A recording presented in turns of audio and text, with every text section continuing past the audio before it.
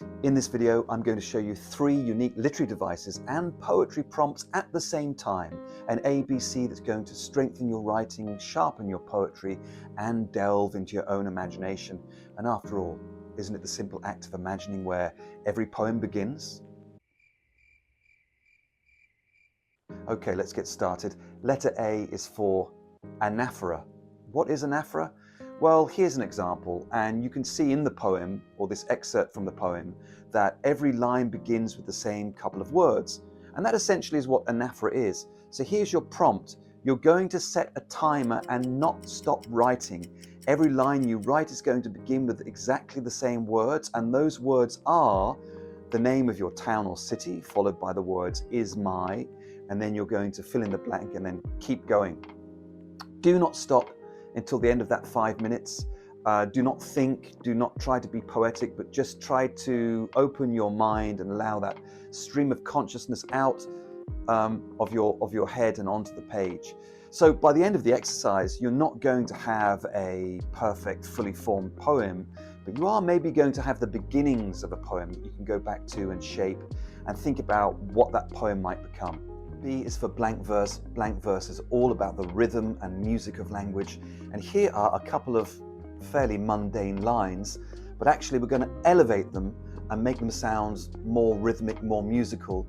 If you pay attention, you'll actually notice that the lines are not quite as random as they first appear. For a start, each line has exactly 10 syllables, and every other syllable is stressed. We start with an unstressed syllable, followed by a stressed syllable, and this is repeated 5 times. So we have this pattern of 5 beats per line, and this 2-syllable unit of unstressed followed by stressed is called an iamb, and what you're actually looking at now are 2 lines of unrhymed iambic pentameter, and that is exactly what blank verse is. So here's your prompt. You're going to think about random things that happened in your day yesterday, things you saw, places you went, things you heard, and you're going to create 2 lines of unrhymed iambic pentameter, 2 lines of blank verse. You have to listen very carefully to the words that you're using to make sure that they fit together, they're arranged together to create this pattern of beats. So have a go and see how you get on.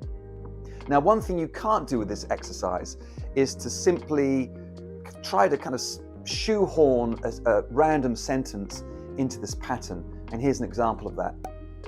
Jason called, we spoke for about 20 minutes. Well, for a start, there are too many syllables, but you can also see that the pattern of beats is all over the place. So it doesn't actually fit to the guidelines, to the guiding principles of blank verse.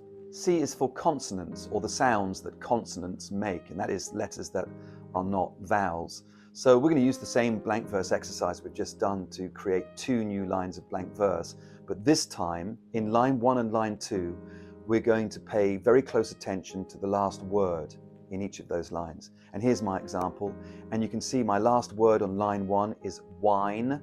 It begins with a W sound and ends with an N sound. And I'm repeating that in line 2, the end word win, the W sound and the N sound repeated. So consonants can behave like a very, very subtle form of rhyme almost. It's different to rhyme. It's far more subtle. Rhyme is very obvious to the ear. But that's what we're looking for, matching these consonant sounds. Have a go, see how you get on, and if you like, please do share your example in the comments below.